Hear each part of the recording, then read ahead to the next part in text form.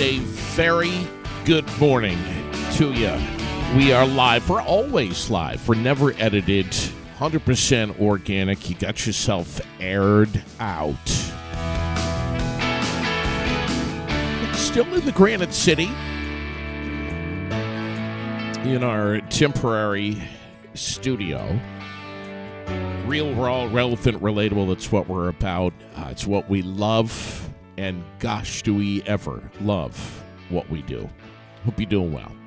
In a top of the morning to you. Hope to be back in our North Main Street studio. And I was chatting with Wayne Warner this morning about this sometime. Hopefully before the end of the year.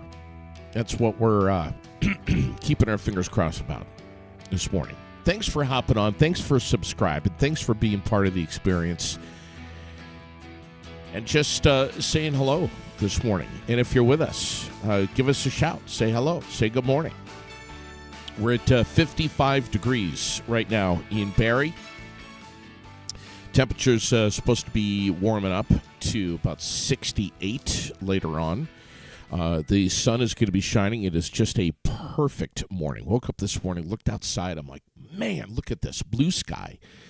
It is just a perfect temperature. I just love days like this. Humidity is low. Yesterday at the Montpelier City Pool, they had their Dog Days of Summer, Central Vermont Humane Society, as they do every year. It is kind of the last hurrah at the Montpelier City Pool. They shut off the filtration system, and they allow dogs to just come in and romp around and swim for Frisbees and tennis balls, and pretty good crowd there yesterday. Every year they raise around $2,000 for the Central Vermont Humane Society, and yesterday they got it in. It was questionable for the first half of the day whether or not it was going to be a washout. But here's the thing. And people with dogs, they know this. If it doesn't matter, dogs certainly don't care. They're getting wet anyways. I mean, even if it was pouring yesterday, I think they would have had a success. But nonetheless, they did. Coming up this morning, we've got Mark Shelton, one of the finest. As a matter of fact, voted one of the top 20 international Elvis tribute superstars in the world, Mark Shelton. And where does he live? Right here in the Green Mountain State of Vermont. So I am so excited to have him back on the air. He's going to be by telephone. Mark was in the studio with us, I don't know, it had to be at least a year ago. And it was one of the most watched podcasts that we've ever had here at Aired Out. So he's going to be doing a show on the 15th of September. Whew, that's going to be here soon. At the Heading United Methodist Church in Barrie. And ticket sales already are cranking. So if you want to get tickets, get on it. Do not wait. I think that's, if my memory has got me, I think that's a Saturday night, the 15th of September. But Mark will tell us. He'll be live with us by phone this morning in just a little bit. So stick around for that. Hurricane Idalia is just going to be swamping the Carolinas, plowed through Florida's northern Gulf Coast yesterday, making landfall as a Category 3 storm along the state's sparsely populated Big Bend region, driving significant storm surge into cities further south. No direct deaths due to the storm had been reported. 2 people died in separate car crashes ahead of the storm's arrival. Storm surge occurs when a hurricane's rotational winds push water up onto the shorelines. And roughly 150 miles south of landfall saw water rise 8 feet in some areas, which is just amazing. And then, of course, there's so much talk about the full moon having even more of an effect here with storm surge because of the high tides and whatnot, which are higher than high. The storm remained a Category 1 system as far inland as southern Georgia, eventually passing over Savannah and Charleston, South Carolina, before heading into the Atlantic. 9 feet was the storm surge in Charleston Harbor, making the 5th highest water level on record. So, looks like the trajectory is heading again out into the Atlantic. But, 'tis the season. And I know that a lot of people who look for those travel deals this time of year are kind of scratching their heads maybe and thinking, God, I don't know, maybe this wasn't such a great idea. Always good to have the trip insurance, right? I mean, you can't get to your vacation if you can't fly there, or if your hotel is underwater. Hey, we want to give a shout out this morning to Salvador and Babic, one of our sponsors, providing total financial services to individuals, large and small, and of course businesses and agencies. They do it all. Check out all of their services, what they do, at salvadorandbabic.com for a complete list of everything they do, because they get new business from the people who know them the best. Their client referrals have fueled their growth in recent years, and they are just popping. Get in touch with them. I think most of us know where they are, but in case you don't, 240 South Main Street in Barrie, and we thank them so much for being a presenting sponsor and their continued support here at the Aired Out Podcast. Salvador and Babic. Just glancing here at what's going on in the world, college football is kicking off in earnest anyway tonight. We've got a couple of previews for some key Week 1 matchups that we will post up on Facebook here on our page at some point today. But I'll tell you right now, the time to get in on all things related to sports is Mondays and Wednesdays, right here on Aired Out with the Four Quarters podcast. Lori Shepard and CB do such an amazing job, and we salute them. Not only are they going to be talking the NFL season, but of course, local hoop, high school basketball, all local sports really, including Norwich hockey. I mean, they just do everything. They do everything. And, saying to Sherilyn, I don't know if it was last night or the night before, what are you looking forward to this fall? And, of course, we talked about, grabbing some, cider donuts up at Cold Hollow and, all of that stuff, and haunted houses and, leaf peeping and hay rides and all that stuff. But one of the things we talked about is catching a couple of high school football games, which is something that is, I don't know, maybe a little out of the ordinary for us. We haven't typically done that in past years, but this is something we want to try something new and maybe get to a Spalding game. I don't know, maybe Oxbow. We'll see what happens. But yeah, there's going to be a lot of talk about local high school sports and the national scene and more with the Four Quarters podcast. Do not miss it. Keep an eye out on our page. We're always promoting it. We love CB and Shep, Lori Shepard. They're just amazing, and we are so honored to have them as part of our Aired Out team. Bottom line on the weather today is, if you're just joining us, Roger Hill is saying it is going to be stellar.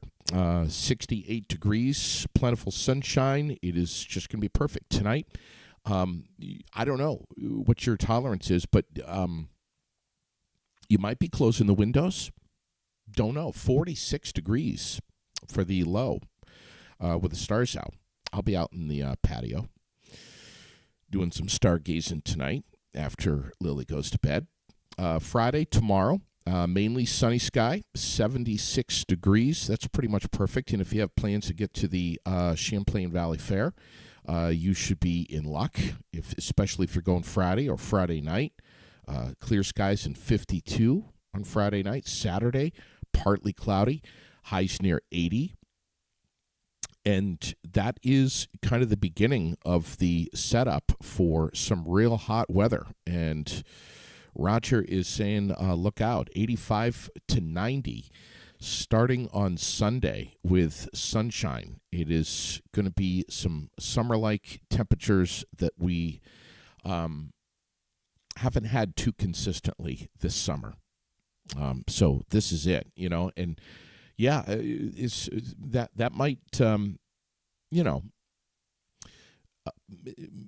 make for some challenges with students being back in school, not really feeling like fall time as we get into especially Monday of next week for what is it, like a couple of days where it's supposed to be, let's see, Monday 90, Tuesday 91, Wednesday, wow, 91, Thursday 87. You want me to keep going? Friday 81. We might possibly be on a little bit of a downward spiral by next weekend, temperature-wise, but it's going to be hot. This is the beginning of Labor Day weekend, of course, officially tomorrow. I don't know. It's just, if I say today, Happy Friday, please pardon me, because it feels, I don't know, maybe it's the sun shining. I don't know. It feels like a Friday to me. But Northfield is going to be a very busy place, as many of us know here in Vermont. When it comes to Labor Day weekend, town of Northfield absolutely does not fool around. They know how to throw a party for Northfield, or for Labor Day weekend, and they have been doing it forever. So if you want a great parade, if you want some just a whole hell of a lot of fun, get to Northfield this weekend. There's activities that are going around nonstop. Tonight at Lyman Park in White River Junction, the Hartford area, right there, is the vigil, the overdose vigil that Raylene has been talking an awful lot about, not only on Aired Out, but also on her podcast, It's No Secret. She'll be live there tonight, starting around 5 o'clock or so when this kicks off tonight. It is free and open to the public. They're going to be reading off more names than ever before. Significantly more names of folks who have overdosed and left us here on Earth as a result. So quite a somber event, but also a profound event, and something that if you can't go, if you can't be there in public, at least you should tune in. Even if you've only got a few minutes to spare, you should check this out. This is something they take obviously very, very seriously. And I hope, and I'm sure Raylene would agree, that this is going to garner more and more attention to the crisis that we continue to have. Drug addiction, opioid use, and overuse, and what we're dealing with here in Vermont. Rather serious and a growing crisis. And frankly,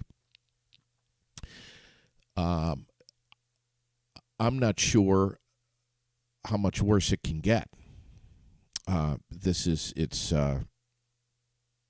It's out of control. And I say this respectfully, that if the state of Vermont, if the legislator feels that they have a solid grasp on the drug addiction crisis that we have in our state, I think they are sorely mistaken. And I hope they can pay attention, and maybe even if we can get some legislators to be there to see this, to hear this. The vigil starts at 5:30, and Raylene's going to try to go live earlier to introduce you all to some of the services available in Vermont and New Hampshire. There's going to be plenty of vendors, and it's just it's a good opportunity, and to go there to meet people, even if you have not directly been affected by overdose or drug use in or around your family. If that's the case, you're lucky, first. Secondly, even more reason for you to go and to learn about this and to be part of it. 550 names are going to be listed off tonight. 500, think about that, 550 names. I think, and Raylene will correct me, there were 300 and something names last year. So we have a lot of work to do here in the state of Vermont, and Raylene's podcast, It's No Secret, is just bringing this right to a head and uncovering so much, not only about substance use disorder, but also mental health. And she is, as you know, Aired Out has closely partnered up with Washington County Mental Health, and we're dialed into it. We're dialed into it as much as we can. Nationally, and I heard this yesterday, 109,000 overdose deaths in America in just the past year. 109,000. That's an all-time record. So, so when I mention that tonight, again, Raylene will be live right around 5 o'clock or so. The vigil's going to start at 5:30. Lyman Point Park in White River Junction. I also want to say this. Please drive carefully this weekend. I've heard the reports coming in from AAA and the state of Vermont. Vermont State Police Facebook page. Just have a look around. You can hear it anywhere, nationally in the media and locally here in Vermont, that Labor Day travel is up more this year than it ever has been in history. They're predicting it to be. There are more people that are hitting the road with their cars than there are flying. That's what's way up, is the automobile travel. People are going everywhere. They're moving usually pretty far to see family and friends. In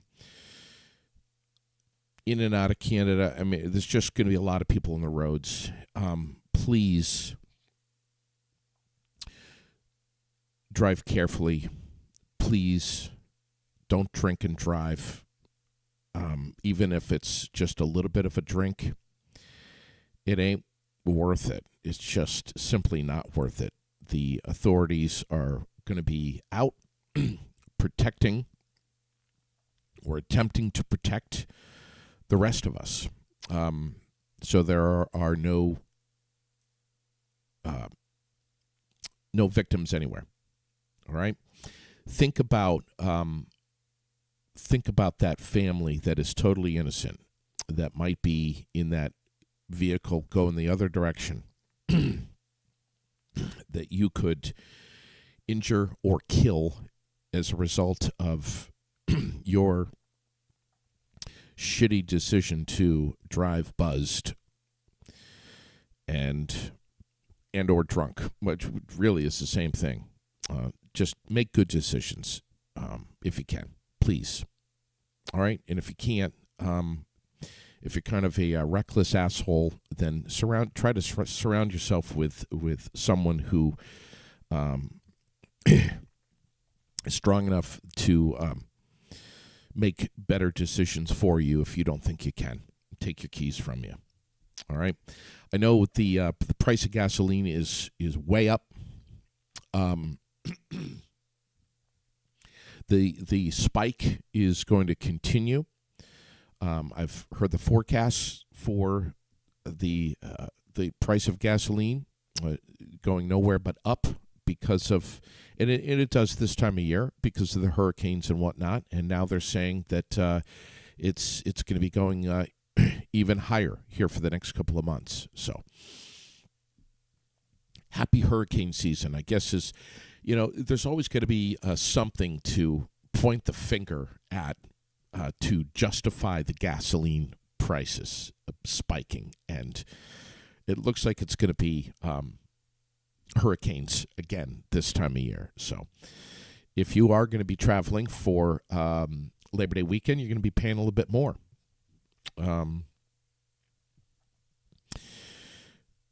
For that gasoline. There's there was a public forum last night in Morristown about just a slew of robberies, break-ins,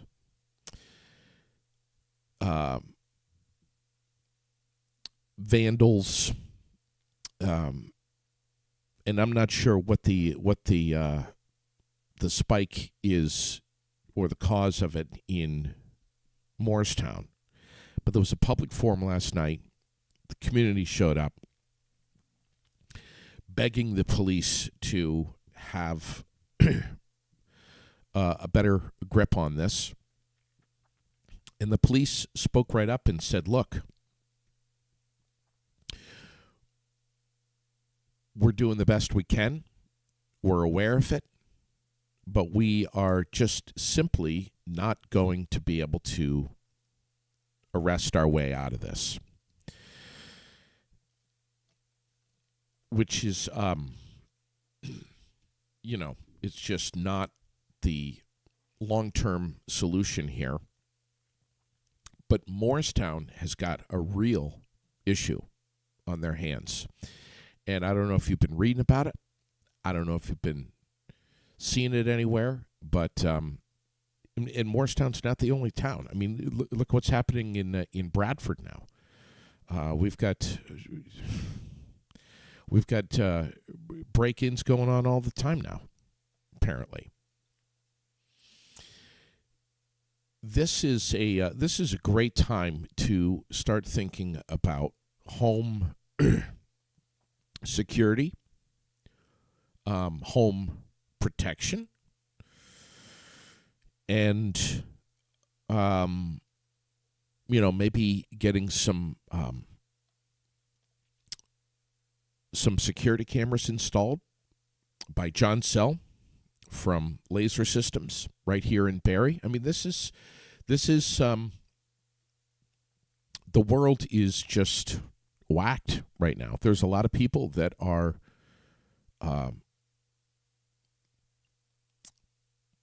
desperate and taking desperate measures and chances to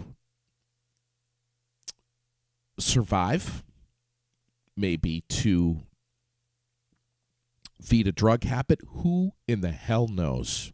what the reasons are behind all of these thefts, these break-ins, these robberies, armed robberies. We're seeing a lot of or continuing, I should say, continuing to hear a lot of in Chittenden County, especially. I mean, it's crazy. And and I say, and I'm not some gun-toting Yahoo, but I say to my friends, and I'll say to you, I think there's almost part of me that feels like it's almost borderline irresponsible to not have some form of self-protection at home. And I know not everyone is a fan of guns. Not everyone is allowed to have a gun. But you've got to, and it doesn't even matter anymore what neighborhood you live in, what town you live in. It just seems like if you don't have something to protect yourself, then you might be kind of, I don't know. I don't want to get myself in trouble here, but you might be missing the boat a little bit. Be careful. Just be careful out there. Make good decisions. And have eyes in the back of your head on all things.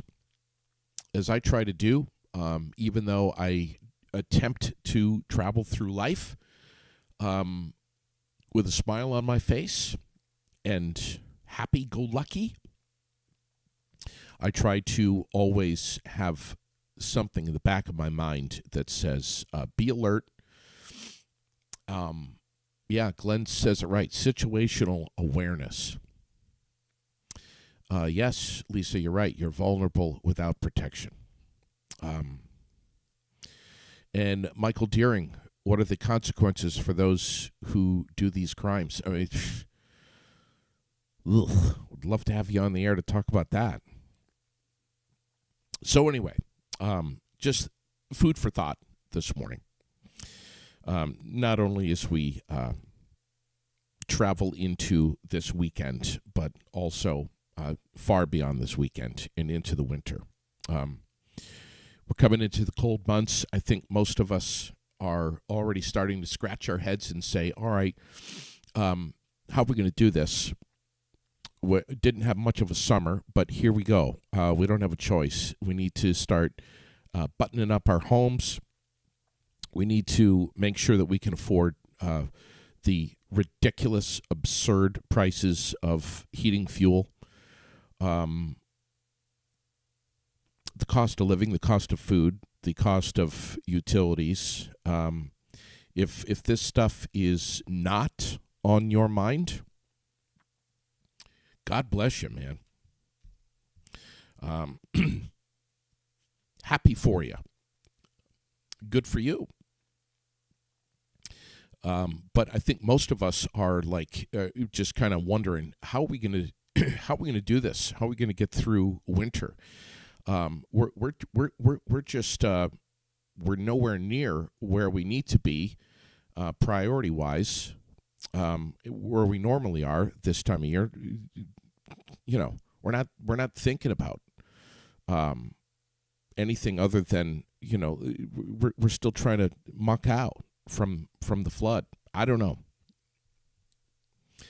Keep an eye on your neighbors. Chat with them as frequently as you can. Make sure they're okay. And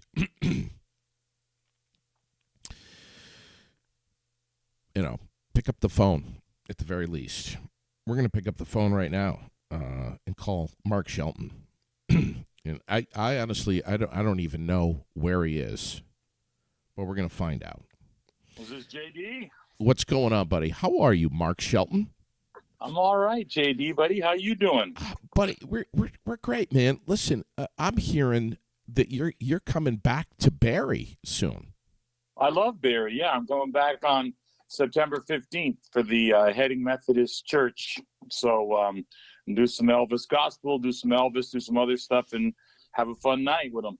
And you were just at the Den over in Williamstown not too long ago. That was a whew, wow, what That a was show. a party. That people were coming from all over the place, and they actually had to put seats on the dance floor, and it was quite a night. It was a really blast. And I'm going to go back to the Den in a little bit. And I just was down in Williamstown this last weekend, a place called Cowboy Church. So you have a great area, man. How are you guys doing? How's the recovery? We're doing all right, man. We lost our studio on North Main Street, but most of our equipment was saved by Raylene, who was a little bit of a vigilante, getting into the building and getting our equipment out of there. Yeah, I saw you in your kayak, man. Just doing the town tour. Oh my God! Listen, there's a whole lot of serious stuff with regard to the flood to talk about, but there's also some giggles that that we have, and some stories that we take away from it, and there are several. And at some point, I think when things cool down, we'll kind of recap those. But anyway, yeah, we're hoping to have the building back in operational order with new floors and walls and ceilings and electric and wiring and plumbing and everything. And, we hope to be back in there before the end of the year, but we'll see. Right now, we're camped out in Raylene's basement. This is our temporary studio, and God bless her. I mean, we're so friggin' lucky to be able to continue to have a place to set up some equipment and broadcast live from, and that's what we're doing. We haven't missed a day. Yeah, well, the whole thing that you're doing, buddy, which is just, inspirational, is you are modeling the resolve of that Barrie community and Montpelier community, all these people working and all the heartaches and struggles they're doing. But yet, just like the Heading Church putting this thing on, you're back and you're doing everything you can to get back, and just a complete beautiful demonstration of community.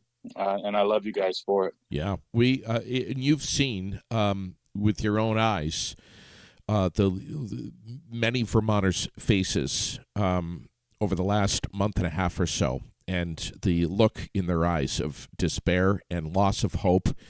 What do you say to them? Well, I say that God is faithful, and I say that we work together as a community to come back. The history shows that we all go through this. I mean, this current world shows just the tragedy that's going on in everybody's. But as the community forms together, there is hope with each other. There's hope to come together and work together. And that's demonstrated by you and people all over this country, but certainly the community of Barrie and Montpelier.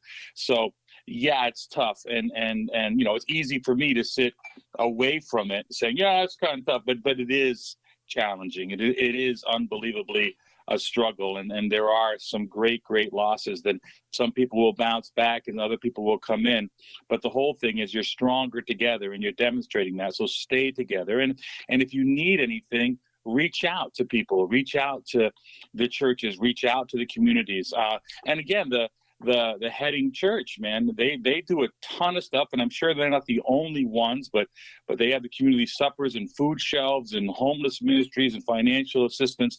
They're amazing. They've been doing this forever and ever and ever and ever and ever. I mean, I think I was reading earlier that in 1902, this church had a community center for immigrants, Italian and Spanish, living in Barrie's North End. So they've been doing this forever. They've been at the place they are right now for 200 years. They've been here for 219 years or something like that. Or 220 years, whatever it is. But my advice to people is pray. My advice to people is gather together and work together and lift each other up. Mark, gosh, you know just what to say right at the right time, man. Listen, I don't know when I really don't. I'm embarrassed to admit this. When I saw you last, but I know I always get a huge hug from you, and I know that you have to bend way over to give me a hug.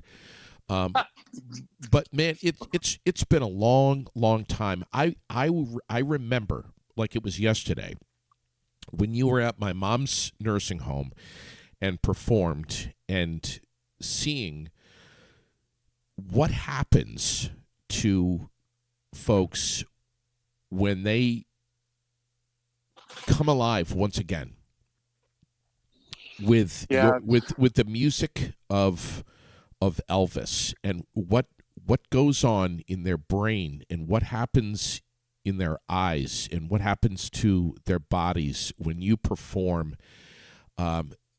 People, so many of us, absolutely forget about all of our troubles, all of our ailments, and we just plug in to the magic of the music. And I've said this before when I've talked about you on the air. I don't care if you're someone who doesn't like the music of the 50s or the 60s. I don't care if you're someone who, frankly, doesn't even like the music of Elvis. It is almost impossible not to get your feet moving, and or at least to sit there in awe and go back in time to the era of the spirit of the music of Elvis Presley when you perform. Yeah, Elvis's music is still absolutely amazing, and the industry of Elvis tributes and just Elvis himself is amazing. But I want to go back to an earlier point, and I'm thankful for Elvis, and I'm thankful for what he brought, and I'm thankful for his spirituality and his witness to the Lord Jesus, and I appreciate everything about him. But going back to what you were saying earlier, it's to anybody that's an artist, I would suggest, and I would actually, recommend and almost, plead, and I know it's beg such a big word, but go to these nursing homes and go to these places where people need you, because this music brings life to people, not just Elvis, but anything, and have a joy in that. And I tell young musicians, if you really want to know if you belong in the business, go sing in a nursing home. Okay, because they don't clap for you. Yes, right. And you're doing it because you love it. But I have seen, like you spoke. I have seen people that were really down, and they've been honest in comas. I'm not making this up, man. For 6 months or so like that, and I've seen them, wheeled out because their family just wants to hear the music. And honest to God, I tell you this truth, it's been more than once, more than a dozen times, man, where somebody comes out and they haven't moved or whatever. And after the third or fourth song, their foot's moving, and maybe the fifth song, their eyes are open, and their mouth is singing, and their family is weeping. You bring life. These memories bring life. So everybody that does this, go out and do it. I'm just a guy who sings, but I've seen this, and I know that every single person out there should go do that and visit these people and visit, and again, go back to the community, become involved, because that's where the power is, and then go serve. Our job is to take care of people, and I'm honored, man. People, for whatever reason, people like to see me sing, and I like to bring glory to God, and I do have fun with Elvis, but we do Bob Seger and Roy Orbison and all those cats, man, Yeah. and have a great time. So I appreciate your kind words too, sir. Man, there isn't a drug on the planet that can do what music can do. At the very least, neurologically, what happens with brain chemistry with people who frankly are checked out. I mean, there's nothing more powerful than music. Nothing. I love, and let's stay with love. But yeah, music is so powerful, and I try to think about the scientific reasoning of, universal vibrations and what they do to you and how they make you feel, because there's a vibration in the music, so they say, of every planet and every star, so they have recordings of these guys, they say the songs of the universe, and they have those sounds, and when people go, oh, you sing so pretty, and I just tell people, look, all I do is push air and vibrations in the air. It's your ears that receive it. So your heart comes in, and the way we're designed by the Creator to receive such beauty within us and what it does to us is a miracle in itself. And I'm proud to receive it, and I'm proud to have the opportunity to hopefully deliver it and see people smile and have those memories.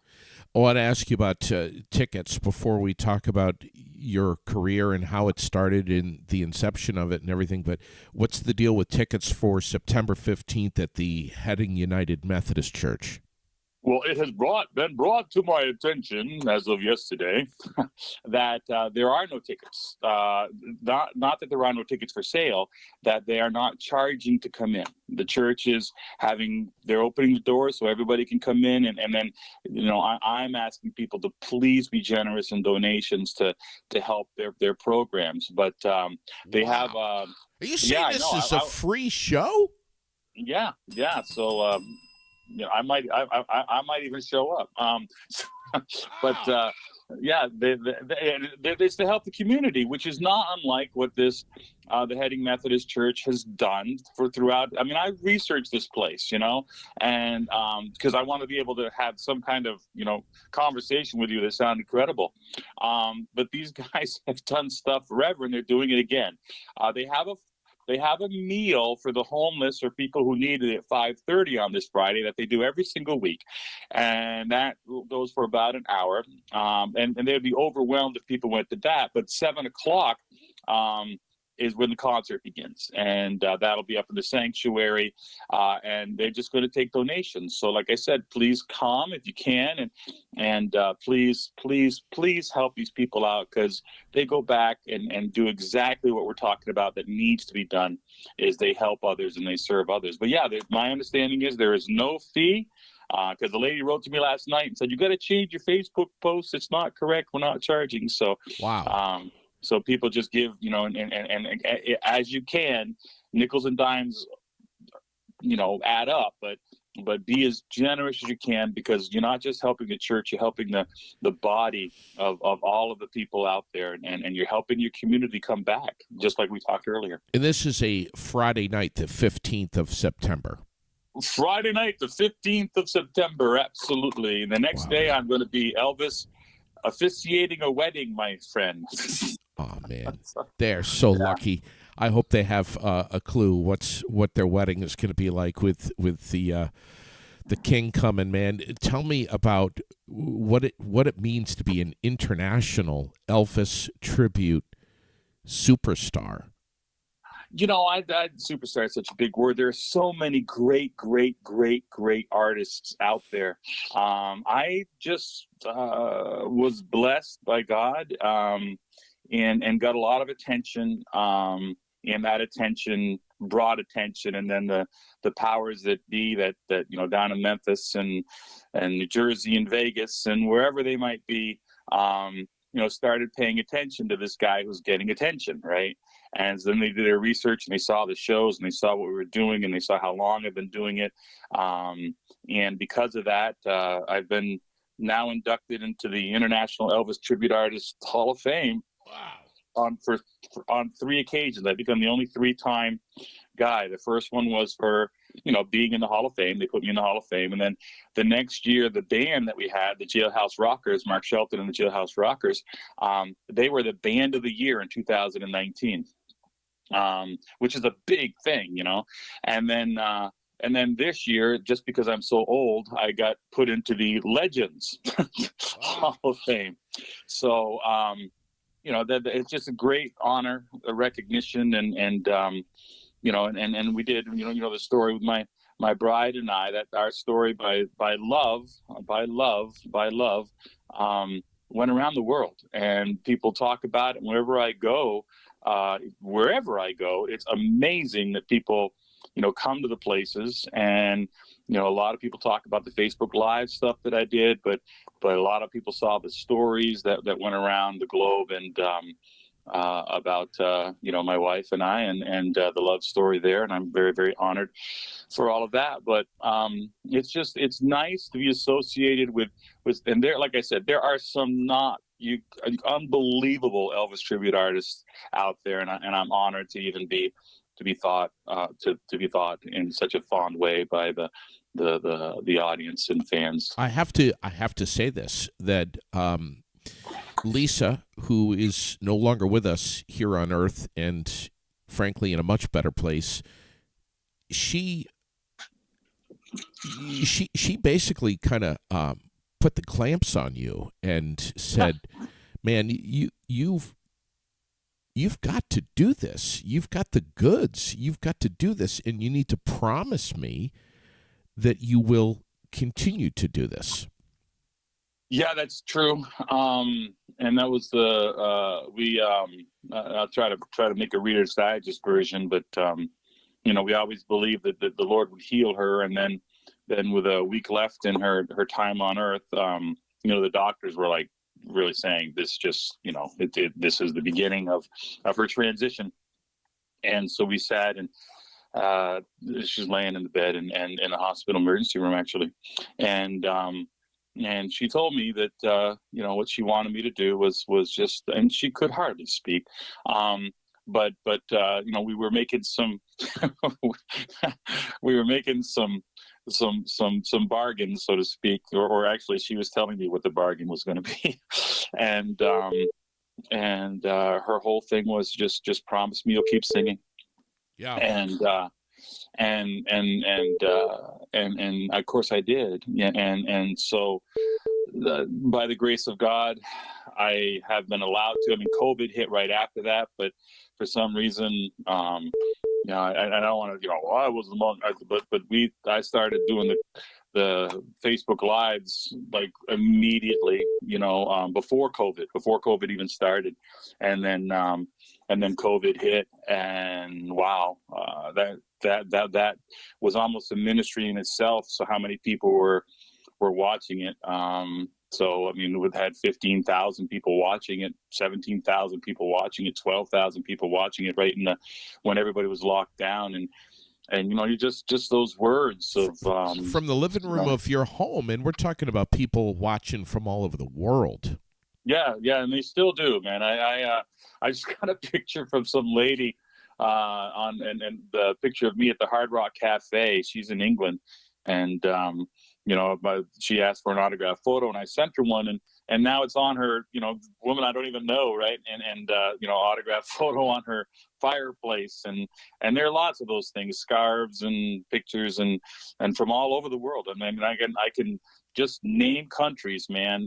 It's just Japan and Romania, and boy, I could go on. I'll leave everybody out. Germany, everybody, just unbelievable. Chile, Argentina, of course, Canada, the Africa, South Africa, Ethiopia, Australia, New Zealand. I mean, just tons and tons and tons and tons and tons of people from all over. And I'm thankful for the opportunity and technology and the social media to be able to be able to do this, and I'm very, very, very, very, very, very, very thankful for the people to tune in and watch. I have one of your albums, and when I finally popped it in the CD player, which my car, believe it or not, still has a CD player in it, I found that by the time it came to the last song, I had to go back and just let it play over and over and over again for like a week, man. This stuff gets under your skin. It attaches itself to your soul, and it takes you places in your mind and in your spirit that other types of music can't go there. I don't know. There's just something about it. It is absolutely magical to hear you sing. Not only do you sound just like Elvis, but you look just like Elvis. And, I'm sure you get you get people that might reach up and give a little tug on the hair and see what's going on up there. Is that a wig? What is the hair real?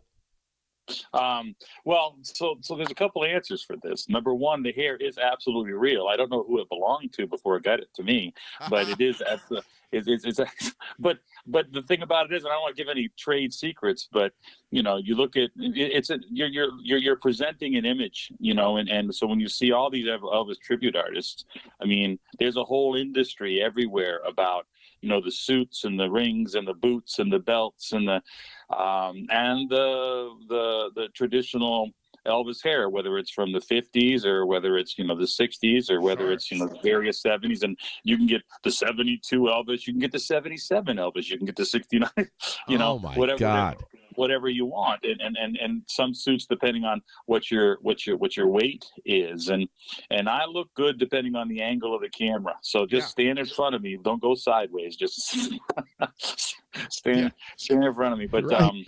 But we have a good time. But it's also it's the delivery, and I mean that in a professional way to anybody else that does this stuff. You feel the songs. I mean, I believe in the gospel of Christ. I believe in love. I believe in unity. And so when I sing the gospel stuff, man, I'm glorifying God and delivering. And you see people sing, and when I do what I love about Elvis and a lot of others, I've spent a lot of time, going to live concerts, seeing other artists. I just saw Rod Stewart the other night, wow. 75 years old, and absolutely delivered one of the most incredible concerts. But you learn because they're just into it. And Engelbert Humperdinck, people can laugh, but my God, and and it's just phenomenal at 87 years old. Roger Daltrey, right, from the Who, he's 76 years old, and I think he's the best singer I've ever heard. Wow. Yeah. But they deliver with emotion and feeling. And what I love about Elvis is that, and I think I will learn this from him, and then you just it becomes who you are, not Elvis, but the delivery is you feel the songs. You personify I pray.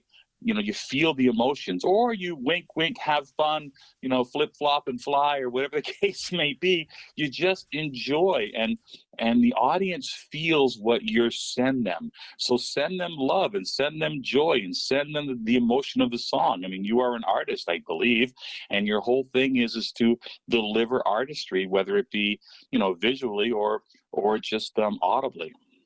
I remember when you've seen Carlos Santana a few times. You brought me back a Santana bag, which I have. I have it all. I use it pretty much every day. It lives in my car. But there's another one that just comes alive on stage. Oh yeah, can I tell you a quick Carlos Santana story? Please do. I'm a huge fan. You know that. I've always fantasized about going to a show with you. Well, I've seen Carlos twice, and if I could see him again, I would. And if there's any way to get this a thank you to Carlos Santana, I would love to be able to just say thank you. He doesn't know what he did. We were in Montreal, and Lisa, of course, she's 5 foot tall, 100 pounds, and as beautiful as any angel you could ever see, and sweetheart inside and out.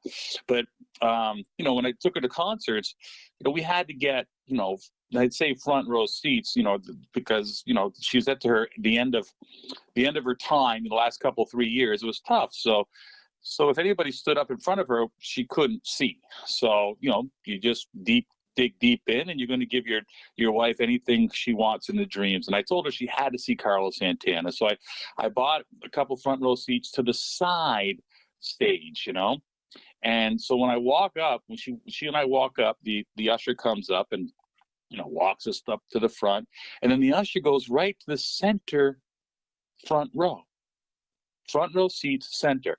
And I looked at the usher and said, man, these are not our seats. And she goes, yes, sir, they are. I go, no, we're over there. I know we're over there. She goes, no, these are your seats. And she goes to walk away. I go, man, please. I'm a rocker from old times, man. I know that people, I don't want somebody to come up here and say, these are our seats. And then my wife and I have to move. Okay. She goes, sir, these are your seats. Right. I'm like, okay. And I look at Lisa and I'm like, okay, baby, here we go. So we sit down front row center, and Carlos starts playing. He comes on stage, he's got a big old white hat, and he walks right in front of us, because we're front row seats. And he stops playing, dude. And he puts his hand out, both hands out to his sides, and goes, "Ladies and gentlemen, I feel a need to pray tonight." As he opens his concert, dude, he stopped the music. "I feel a need to pray. I feel a need to pray for healing in this place. I have a need to pray for healing and love, but healing, I feel." And Lisa looks at me, and tears are in her eyes. And I said, "Baby, that's Mr. Carlos Santana." And he just started playing, and it was an incredible concert. But dude, that was one of the greatest concert experiences I ever had. And I want to say thank you to Carlos for what he brought, the spiritual, I say magic, but the spiritual communion and unity, and how he felt and what he brought was such a beautiful, unbelievable, unspeakable miracle, and connection. I love him, and I can only say thank you. Man, every time I talk with you, you somehow find a way to put goosebumps on my arms. Every time. Give God glory, brother. That's what we're going to do on Friday night.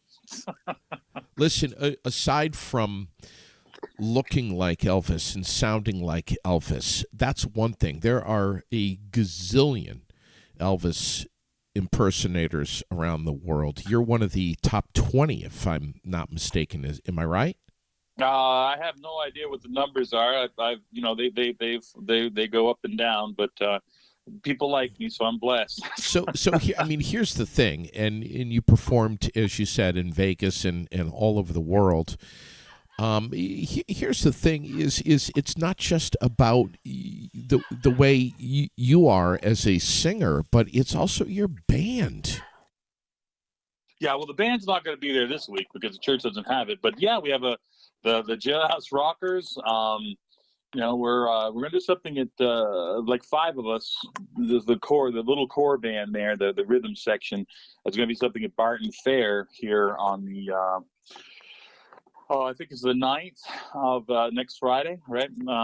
This of September at 3 p.m. at Barton Fair. There'll be like a 5-piece band, keyboard, bass, the Professor Roy DiNincenzo, he's the band leader on lead, and then the incredible Micah Carbino on the percussion. But I might as well not mention Ed, who's going to be doing the Ed Chenoweth on the keys, and a guy stepping in for us this time. His name is Noble Francoeur on the bass. So there'll be 5 there. But yeah, the band, we have like 15 pieces, and the whole rhythm section and background singers when we do the whole thing. We did the Fling, and we went down to South Carolina, and we've been a few places. And COVID kind of undercut everything, so we're trying to rebuild those things back. But next year, I think we're gonna do another tour, and it'll be Mark Shelton presents Elvis: The Final Curtain, and just to let people know, we're gonna do one more major tour with the band, and then I just might grow a white beard and sing that way versus doing Elvis anymore than the Jumpsters, because they're kind of unforgiving. Yes. And I don't want to tell people how old I am. I'm just eternal. But we'll see what happens with that. But that's the plan for next year, to kick in 2024 with a tour. And in the meantime, I go around everywhere and I'll be in Bethlehem, New Hampshire on Sunday, another free concert outdoors. It's going to be crazy fun, and just bring rain or shine, just bring whatever you need to do for the weather and to sit down. But that one's always, that we'll have 300, 400, 500 people show up at that show. It's the grand finale. You said Bethlehem. Bethlehem. It's just New Hampshire. Yeah, New Hampshire, and it's just a little bit from Littleton, maybe 5-10 minutes from Littleton, and it's really good. What's the date on that?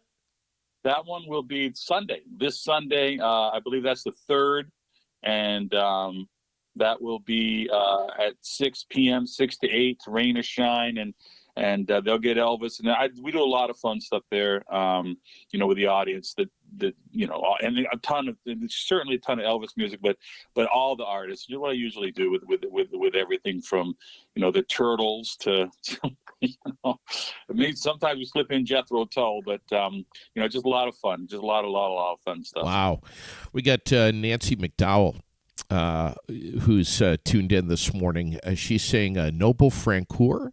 Used to know him in college. Yeah, he's quite a bass guitarist. He plays in a lot of bands, and our bass guitarist couldn't make it, and so I had my percussionist there, Micah, said, I got this guy, and he can sit in. So we've talked, and he's in, and we're just going to throw him on stage, and it'll be, trial by, he'll pull it off. It'll look fantastic. He's got a great attitude, and I've sung with him before and did some recordings with him. So I know him, and he's a wicked cool guy. A very, very cool guy. So when you do the 15 piece, you got the full band out there. You got a horn section, you got backup singers. I mean, that's the way Elvis did it. Always brought the goods, man. This band was the International ETA Hall of Fame Band of the Year. I mean, they are top brass, dude.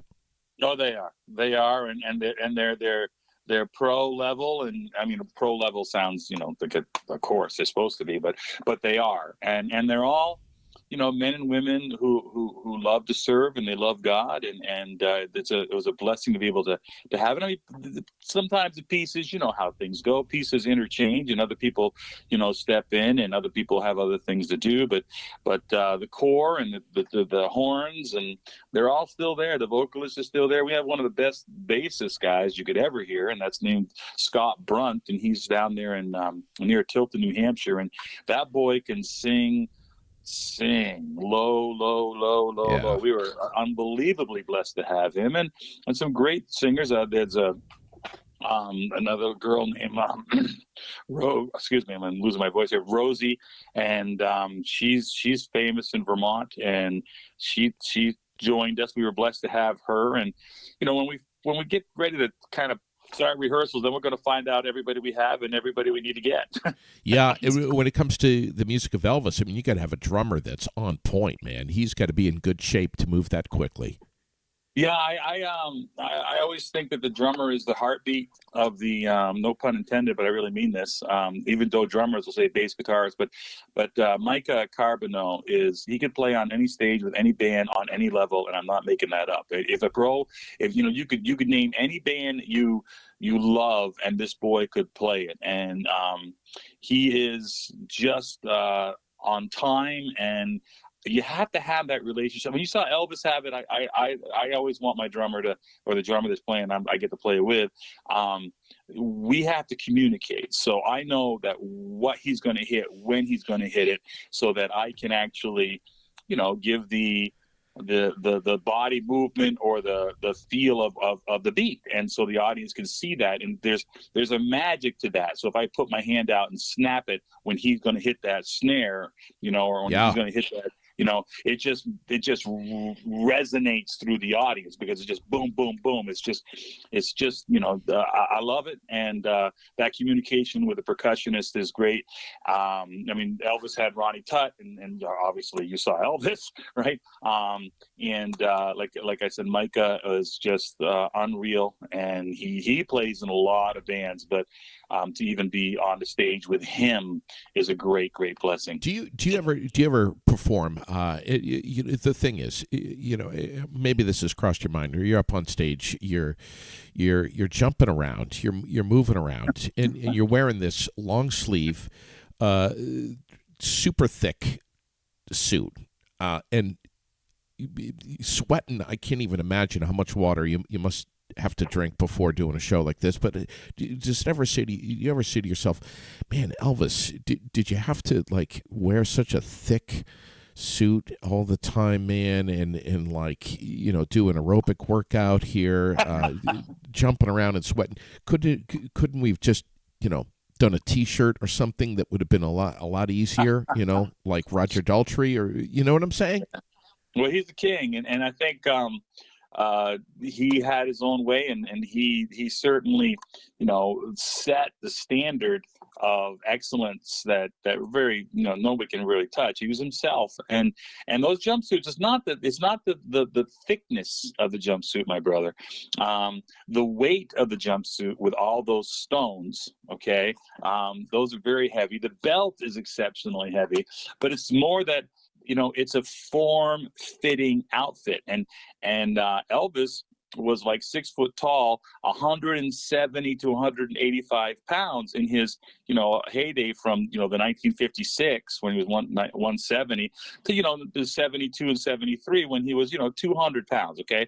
But then, when he got ill, and that's how I look at it, with everything going on. Then he ballooned up and he had to have expanded. But even then, he didn't look that bad.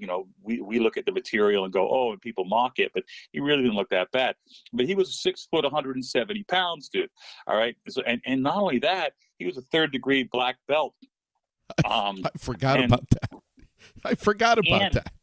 And he had something that, okay, I can do a lot of things, okay, and look good, okay, and I got my own martial art background, whatever case may be, but this boy was, he could teach yoga people a thing or two. When you see how low he can get on the ground, and still be on his feet and still stand, just unreal. But again, he was 18 years old, and then up to 35, 36, 37, when he could still do all those incredible moves. But the other thing he had was such timing with his just and the charisma that this cat had. He was a very, very, very, very special guy, and I really like the fact that he loved God. But there's only one Elvis, and I've seen a lot of tribute artists, and I have seen the best in the world, people that get crowned or whatever, recognized for that day and getting crowned. And even Elvis was the package. And Elvis said this, and this is what I take to heart. He wrote a letter in 1976, or maybe 77, but 76, before he passed away, to this one guy. He go, look, I saw you play. I really like it. And you honor me. He says, but I really have one piece of advice. Go be yourself. Don't be me. Just go do your own thing. Become your own artist. Be who you are. And I take that to heart. And I do Elvis because people ask me to do Elvis, so I do Elvis. But the real joy is in that. It is being yourself, be who God created you to be, and go have fun. And whatever you are as an actor or a performer, or you bring say impersonator or a tribute artist, whatever case may be, that's fine. But still find who God created you to be, because you're very, very unique as you are. So bring those smiles, bring that heart, bring that love to everybody you meet. But be yourself, and that's what Elvis wanted. And I love that advice. So that's why people say, well, you're Captain Radical, the Pirate King of rock and roll. You do Elvis, you do gospel, you do Mark Shelton. Why you do all that stuff? Because that's just the various parts of who I like to be. And it's all the same cat, though, Yeah. Where final question. Where have you performed in front of what's the biggest crowd you've ever performed in front of? And have you ever been genuinely nervous? Oh, I'm nervous every single time. But the stage is a very, very, very comfortable place for me. I don't know why, but when I walk on stage, I feel like I'm home. I don't know what that is. I remember the first time I felt it. I was walking across a stage at Linden State College, where I got my undergrad degree in communications, and now it's Northern Vermont, university or something like that. And I was cutting through the theater to get to a class, and I had to walk across the stage. And as soon as I got on, and I'm like, wow, man, this is where I belong, And anytime, but I do, I'm getting nervous, and do I remember the words? And oh my God, and because usually I'm the one organizing everything, from ticket sales to rentals to security guards to whatever case may be. I don't have a manager. I just do everything. And all the bands and the payments and all that silly stuff. But the largest crowd had nothing to do with Elvis. And you can look it up on YouTube if you want to see how real the hair is. I was very, very blessed. I think it was, it might have been 2011 now, on May 1st, at a place called Fenway Park. There were 37,079 people, and they asked me to sing the national anthem for Vermont Day. And so I went down there and got there, and they point at you. You got to sing the national anthem. You're on a timer, right? Boom, boom, boom, boom, boom. You're on you can't mess up. You got to have it sung within a minute, 30 seconds, and that kind of stuff. And you got to get used to the echo, because it's a different echo. Oh, say, right? It doesn't do that. It goes, oh, say, can't. And then 2 seconds later, you're hearing your voice come over. So you have to ignore your own voice singing 2 seconds behind you. You got a delay running. No, you bet. In your head, man, you just got to focus on what you're doing and not what you're hearing, Wow. And the thing about it was, my brother, is that I'm all dressed up and decked up, and, I don't sing without head cover, and when you sing the national anthem, unless you're, in uniform, you honor the flag and remove your cover. Yeah. And I was looking up all sorts of laws on how I wouldn't have to do that. But I couldn't find it. And so it's on YouTube. You can look it up. And, they got the whole video up there. And ladies and gentlemen, Mark Shelton. And off it goes. And there I am singing. But that's the largest audience I've sung to live so far, 37,000 plus. And that was at Fenway. And I remembered the words, which was good. And the people received it well. So I'm very, very blessed. And my son was very, very, very proud of me. And when he was 18, he goes, "Dad, this is a big deal," which is wild for an 18-year-old to say that, And then my wife Lisa was there, and daughter Jana, and it was a great family moment. And I'm very, very, very honored and thankful to the Red Sox for calling me down. Wow. MarkSheltonElvis.com is your site. You can see all kinds of photos and videos, and just all kinds of stuff, man. And once again, you're going to be at the Heading Church on the 15th. 15th, yep, at 7 p.m. There's no charge. It's just take donations. And again, I ask people if they could do what they can to maybe take some donations from friends and family now to bring it to the church, because that church serves that community, and they really do. You can go to the website and see what they do, and I'm honored. And I think that church has been there since 1801. That's how long that church has been there. So we're looking at 222 years, man. So it's part of that community, and it's been serving. So let's help them continue to serve. And JD, I love you, my brother, and thank you for serving, dude. Thank you, brother. We love having you on, man. And we hope next time we get you on, you're going to be in our studio with us. So I'd love to. Keep it going. Thank you, brother. Mark Shelton. What an amazing guy. Love him. Love him so much. Thank you, buddy. Over and out. Thanks for catching the show, everyone. We'll catch you tomorrow morning right here on Air Now.